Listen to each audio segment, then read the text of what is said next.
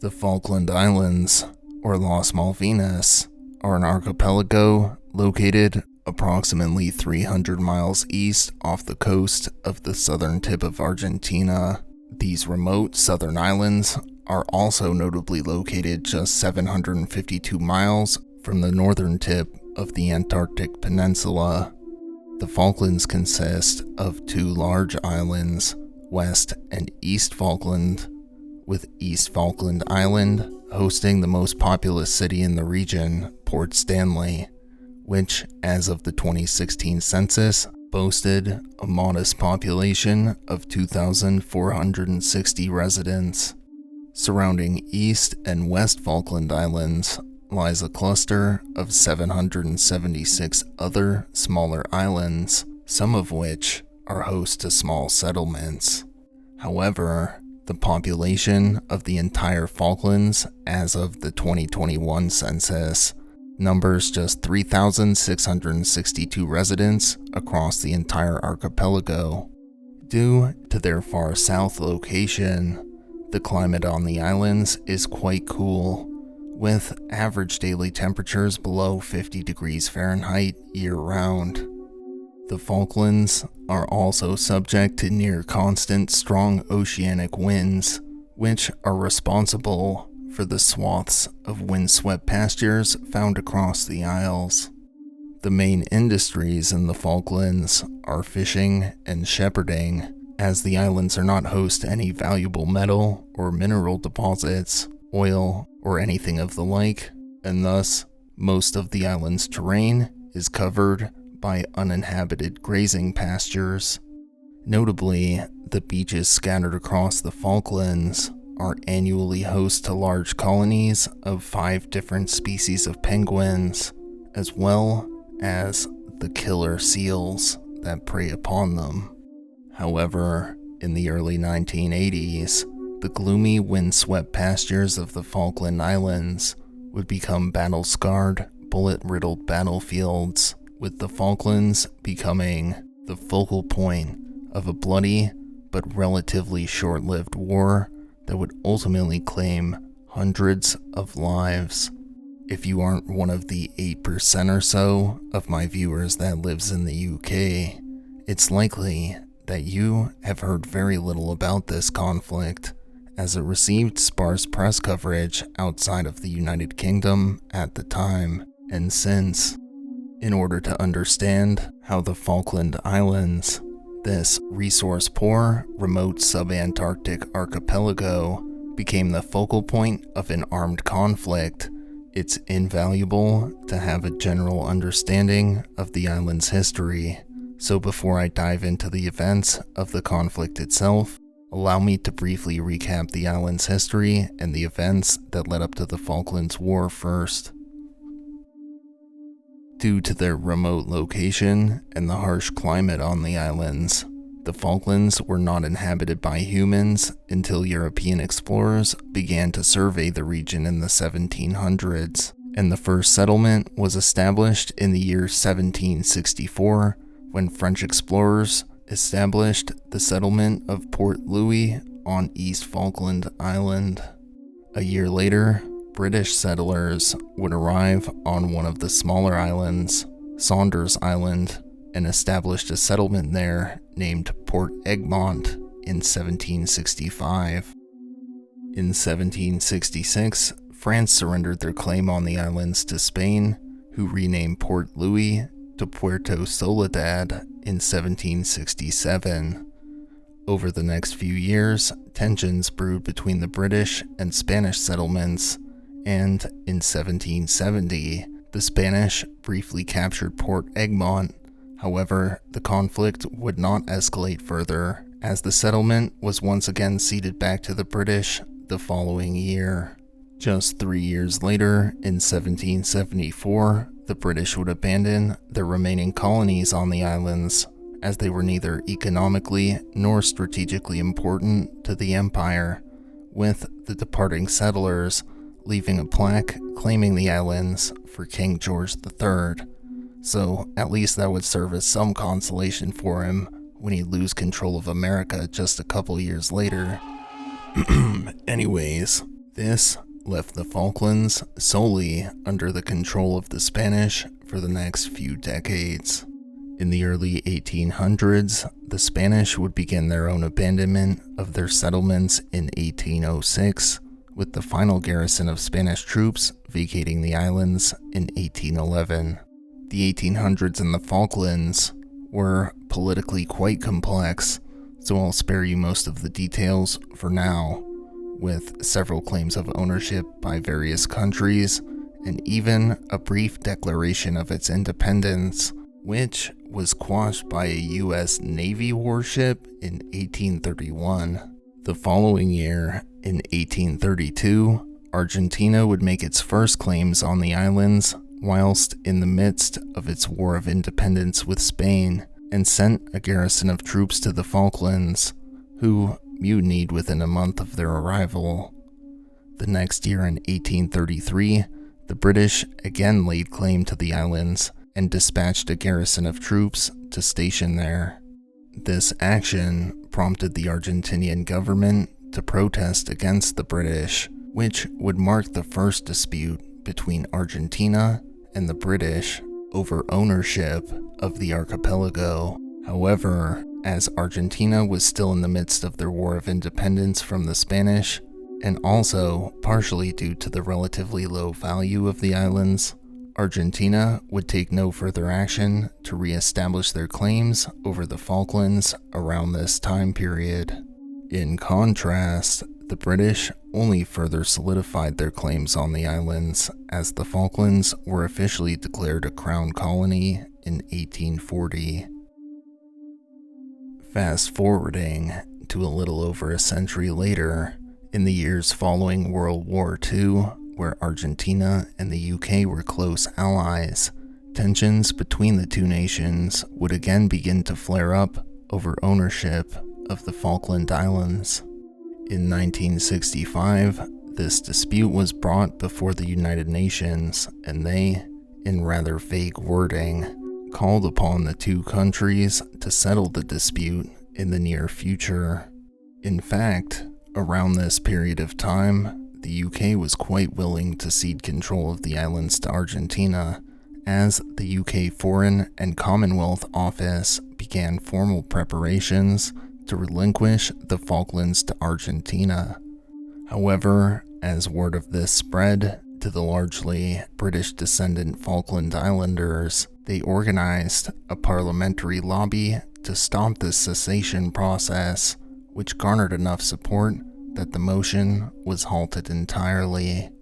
During the 1970s, Argentina saw a significant amount of economic and political turmoil, which ultimately resulted in a military junta regime seizing control of the nation in the year 1976. As tension between the UK and Argentina continued to brew, by the dawn of the 1980s, diplomatic relations between the nations had deteriorated significantly. The final cog leading up to the conflict in the Falklands was set in motion in December of 1981, as General Leopoldo Galtieri seized control of the Argentinian government and appointed a man named Jorge Anaya as his acting commander-in-chief of the Navy. Anaya was a strong proponent of reclaiming the Falkland Islands for Argentina and began to make preparations for an armed incursion of the islands in the near future with the blessing of Galtieri. The Argentinian forces would begin their incursion into the Falklands on the evening of April 2nd, 1982, when 550 Argentinian soldiers made an assault utilizing amphibious vehicles, with the first troops making their landing near Mullet Creek, cloaked by the darkness of the night. Soon after, more amphibious Argentinian assault crafts made their landings at York Bay as well. Upon realizing that they were under attack, the approximately 85 British troops on the island dug in and attempted to repel the invaders. However, by 6:30 a.m. the following morning, Argentinian forces had reached Stanley and soon after began their assault on the main governmental building in the city, the aptly named Government House. After a valiant defense of the Government House over the next few hours, the British troops eventually realized that they were overwhelmed and laid down their weapons and surrendered, having suffered 3 casualties during the fighting at the Government House. Meanwhile, sometime the same day, April 2nd, Argentinian forces raised their flag on the island of South Georgia, another island claimed by both the UK and Argentina, although the island is extremely remote with a polar climate and thus is pretty much uninhabited. However, when the handful of UK citizens on South Georgia noticed this and attempted to remove the flag, a small-scale battle erupted in the town of Grytviken on April 3rd, and South Georgia fell under Argentinian control as well not long after. The UK had been made aware of a potential invasion of South Georgia on March 29th, and had begun the process of rerouting some of their warships southwards, and several more ships were dispatched to the region following the Argentinian incursion on April 2nd. While the UK warships were at minimum still days away from reaching the Falklands, Argentina wasted no time reinforcing the troops stationed on the island, sending an additional 681 men as reinforcements as soon as Argentine commandos had taken the airfield in Stanley. Additionally, most of the island's residents were rounded up by Argentine forces and sent to makeshift internment camps to prevent them from potentially aiding the British forces when they inevitably would attempt to recapture the Falklands. By the end of April, the UK's warships and reinforcements would begin to arrive in the region and soon established a military exclusion zone in the waters and airspace around the Falklands. The UK's forces would begin their efforts to recapture their lost territory on April 24th, when a team of British commandos were dispatched to South Georgia and successfully recaptured it.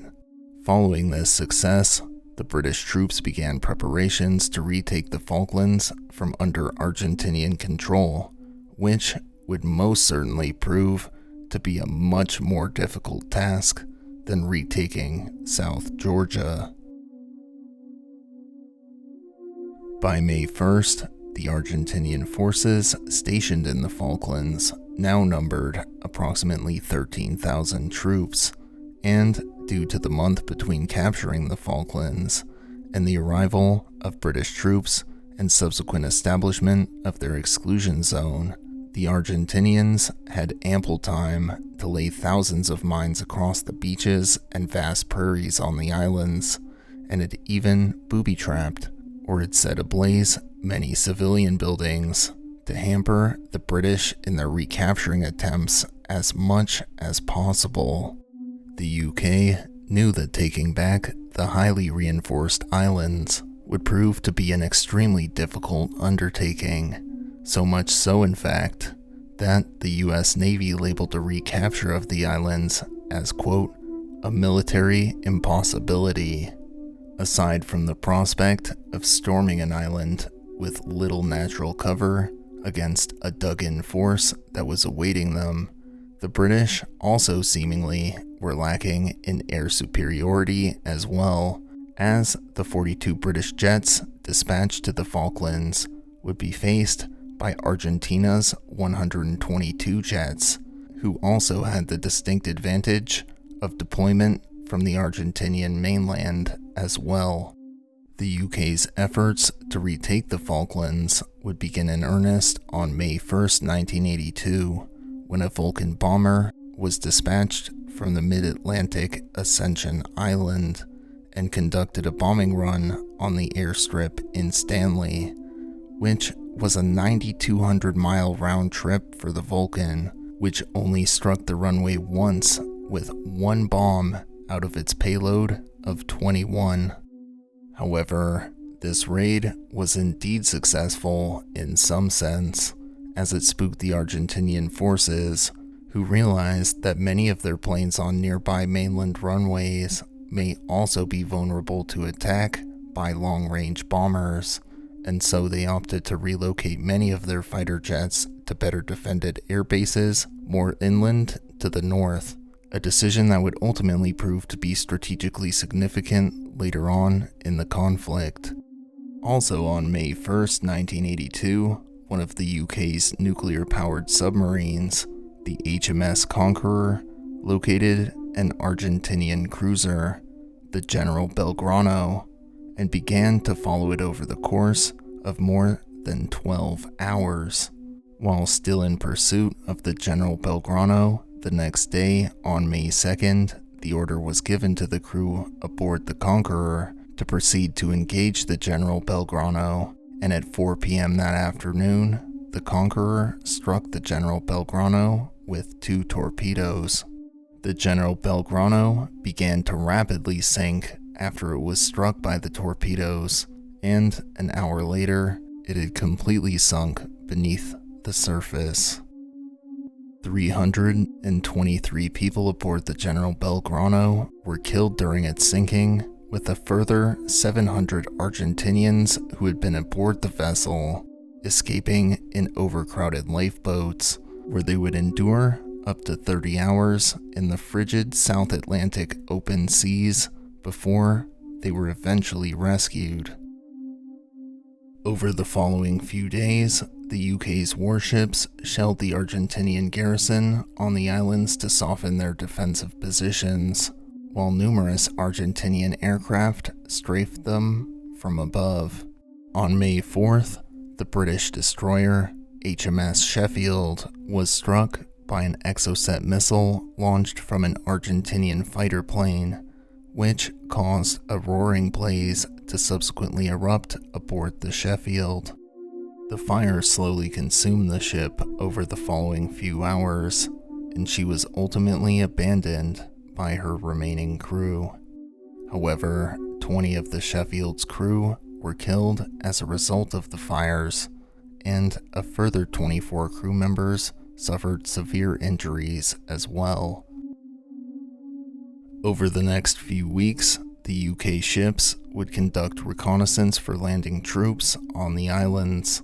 However, due to the threat of Exocet missile attacks from ashore, these reconnaissance operations had to be conducted covertly, mostly in rubber landing crafts launched from several miles offshore in the dead of night. On May 21st, the Argentinian airstrikes on the UK fleet intensified, and on that day, the UK warship HMS Ardent was struck by 9 bombs, ultimately causing the vessel to sink, claiming 22 lives in the process. The beginning of the fighting on land would coincide with the escalation of the Argentinian airstrikes, as on the night of May 21st, UK forces mounted an amphibious landing operation on the northwest coast of East Falkland Island, making their entrance through the San Carlos water. The UK troops there would be met by several air attacks by Argentinian fighters as they made their way through the bay, which earned it the nickname of Bomb Alley amongst the UK's forces.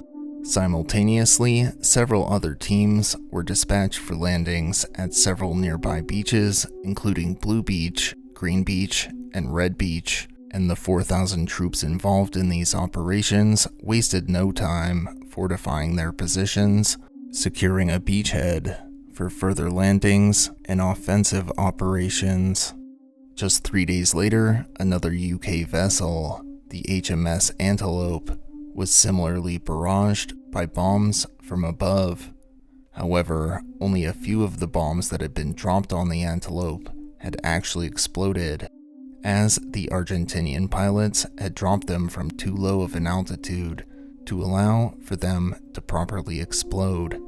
However, attempts to defuse the unexploded payload dropped aboard the Antelope would ultimately fail, and the Antelope would subsequently sink, leaving 2 people dead and 8 injured as a result. The following day, on May 25th, another UK ship, the HMS Coventry, which had been dispatched as a decoy to lead Argentinian aircraft away from the main UK fleet, was struck by Argentinian aircraft and was ultimately sunk, claiming the lives of 19 crew members aboard the vessel. Around this time, several other ships had also been struck by bombs. However, similar to the HMS Antelope, 13 of these bombs that struck the UK fleet did not detonate due to being dropped at too low of an altitude for their fuses to properly function. Meanwhile, from their established position in the northwest, UK forces would begin their push across the islands towards Stanley, and by May 27th, 500 British troops began their assault on the settlements of Goose Green and Darwin, with the former holding strategic significance, as it was the location of one of only 3 airfields on the islands. The UK troops began their assault on Goose Green and Darwin on the morning of May 27th and were met with fierce opposition from the approximately 1,000 Argentinian soldiers garrisoned at the settlements. And after intense fighting throughout the entire day and following night, by the morning of May 28th, the Argentinian troops agreed to a ceasefire and subsequently surrendered to the UK forces. Amidst the fighting at Goose Green and Darwin, 18 UK soldiers were killed, with Argentinian troops suffering 47 losses in return. At around the same time as the British troops launched their attack on Goose Green and Darwin, British helicopter reconnaissance teams had noted that the mountainous region north of Stanley was largely unoccupied by Argentinian forces, and on May 27th, many of the Argentinian troops remaining in the region were redeployed from Mount Challenger to Two Sisters Mountain and Mount Harriet closer to Stanley. Between May 25th and May 28th, 690 UK troops were deployed to Mount Kent, as they were fully aware that the Argentinian troops had likely taken note of their position on Mount Kent and would attempt to contain them there. In the late evening hours of May 29th, fighting around Mount Kent would erupt as an Argentine patrol managed to spot British commandos attempting further forward surveillance. The British had caught the Argentinians off guard with their advanced positioning, however, and after some back and forth gunfire, the Argentinian troops made a hasty retreat after suffering 1 loss, notably leaving a large amount of equipment behind as they did so, with the British troops suffering no losses during the encounter. Near simultaneously to this skirmish, the HMS Glamorgan shelled the airfield at Port Stanley, which killed a high-ranking officer and wounded 4 Special Forces troops who were amidst planning a counterattack against the UK troops in the mountains to the north, which would play a crucial role in the events that unfolded the following day. The next day, on May 30th, a unit of 12 Argentinian soldiers would attempt to recapture Bluff Cove Peak from UK forces. However, by 5 p.m., the unit radioed Stanley to inform them that they now found themselves exposed and surrounded on Bluff Cove Peak's slopes. Soon after their radio transmission to Stanley, a fierce firefight erupted between the 12 soldiers and a group of approximately 30 British troops. Despite being outnumbered, the Argentinian men fiercely fought back against the British for several hours before they finally surrendered after having suffered 2 losses, while the British troops suffered several injured soldiers but no casualties. That evening, UK forces would launch another offensive, sending 3 supply helicopters from their position at San Carlos Water to supply troops deeper in the field with artillery equipment. However, coincidentally, at the same time, a unit of Argentinian soldiers who had been hiding until nightfall in order to withdraw from the region under the cover of darkness were spotted by nearby UK troops, and gunfire between the two parties soon erupted. During the firefight, no troops were killed on either side, and after pinning down the Argentinians, they began to retreat, with the UK troops not giving pursuit. However, during this back and forth of gunfire, several troops had been wounded on both sides of the fighting, and as the British retreated and collected the wounded, they found themselves suddenly bombarded by Argentine forces, and during this bombardment, all 3 supply helicopters were struck. 2 of 3 of the helicopters were downed and destroyed during the bombardment, with a crew member aboard the only surviving helicopter, a RAF Chinook, recounting of the incident afterwards, stating, quote, "We had 3 105mm guns inside and ammunition pallets underslung. Then, the fog of war intervened. We could not find anywhere to land and spent time maneuvering, as we had to put them exactly where the gunners wanted, because they could not roll the guns across the terrain. Once we dropped off the guns, we went straight back to San Carlos to bring in more guns and ammo. Then, we hit the water at 100 knots. The bow wave came over the cockpit window as we settled, and the engines partially flamed out. I knew we had ditched, but I was not sure if we had been hit. As the helicopter settled, the bow wave reduced and the engine wound up as we came up out of the water like a cork out of a bottle." The crewman recounted of the incident aboard the Chinook. The fighting around Mount Kent would continue the following day on May 31st, as the UK troops stationed there clashed with the Argentinian counteroffensive launched against them. However, the Argentinian soldiers were repelled after being shelled by constant mortar fire coming from the UK troops. That same day, an Argentinian helicopter was successfully shot down by a portable Stinger surface-to-air missile, another huge blow to the Argentinian counteroffensive measures. On June 1st, 1982, a further 5,000 UK troops were deployed on the ground.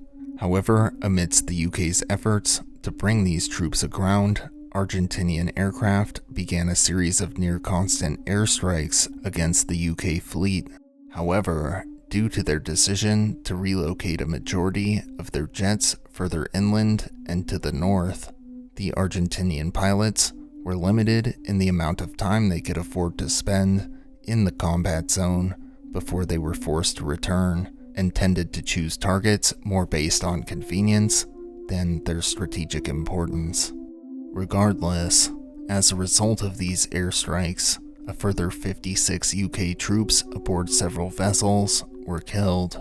However, on the land, UK troops were beginning to close in on Stanley.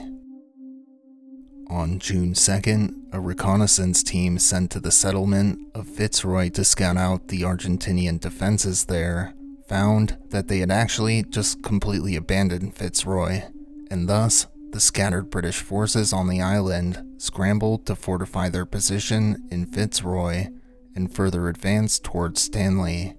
After moving more troops to their forward positions over the course of the next week or so, by the evening of June 11th, 1982, UK forces were in position to attempt their assault on Port Stanley.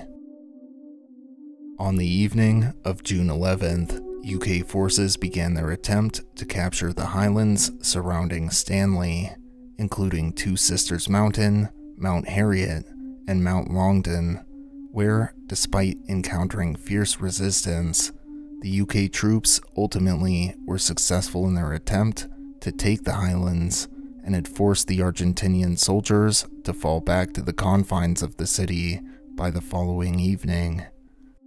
Notably, during this battle, 14 crewmen aboard the HMS Glamorgan were killed after it was struck by an Exocet missile, with 2 further troops killed on the ground during the fighting, bringing the British casualties to 16 dead, while the Argentine forces suffered 18 losses during this battle.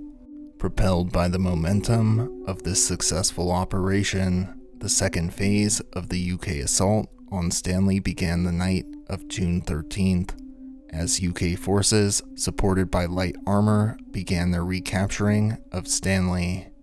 During the fighting, which raged on throughout the night, the morale of the Argentinian garrison began to break, and as dawn approached, only small pockets of Argentinian soldiers continued to engage the British troops, scattered and disconnected from each other, and by the mid-morning of June 14th, the remainder of the Argentinian soldiers garrisoned in Stanley surrendered.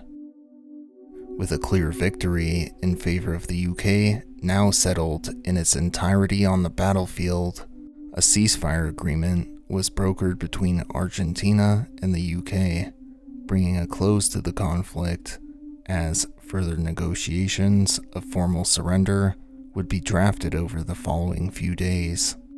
In total, 255 UK troops and 649 Argentinian troops would lose their lives during the fighting. In the aftermath of the conflict, the Falklands were retained as a member of the UK.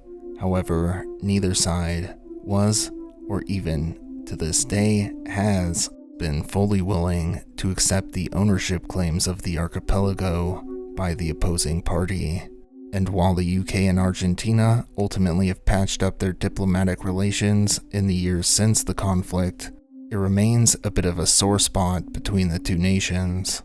However, for the residents of the islands, it would take decades for the land they called their home to return to a state similar to before the war, as thousands of anti-personnel landmines planted by Argentinian soldiers still remained along several of the beaches and pastures on the islands.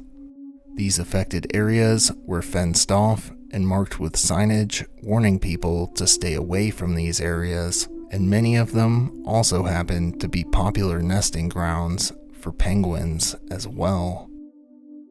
These conditions actually would create a fascinating ecological anomaly, as the penguins were not actually heavy enough to trigger the landmines, and combined with the reduced human traffic in the areas due to these landmines, subsequently caused the penguins to flourish in these areas, as the number of penguins that nested there saw yearly increases following the conflict. However, these landmine-dotted penguin sanctuaries would begin to come to an end in 2009, as demining efforts were commenced in order to uphold the UK's commitment to the Mine Ban Treaty of 1997. By 2020, officials confirmed that the Falklands were now completely landmine-free, and several beaches and pastures were reopened to the public. Unfortunately for the penguins, this meant an increase in human activities on and around these beaches, and their numbers have seen an annual decline since the beaches have been reopened to the public, who ironically flock there in order to see the penguins up close and in person. Thank you all for watching.